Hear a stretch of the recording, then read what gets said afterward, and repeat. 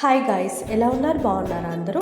ఈరోజు వీడియోలో శ్రీకృష్ణుడితో ఒక చిన్న స్టోరీ షేర్ చేసుకుందాం అనుకుంటున్నాను. గోకులంలో ఒక మహిళ బావి దగ్గర నీళ్లు తోడుతుంది.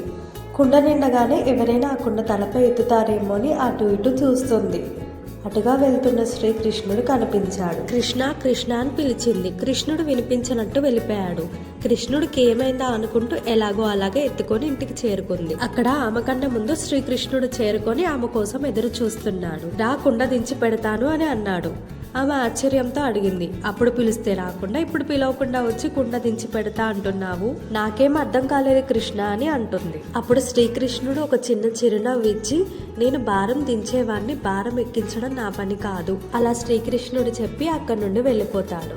ఈ స్టోరీ వినగానే నాకు చాలా బాగా అనిపించింది. మీకు ఎలా అనిపించిందో కామెంట్ చేయండి తప్పకుండా. ఇంకా మేమైతే చిన్న అట్టముక్క ఉంటే దాని మీద శ్రీకృష్ణుడు పెయింటింగ్ వేసాము. ఎలా ఉంది? బాగుందా? హ్యాపీ కృష్ణ జన్మాష్టమి అందరికీ.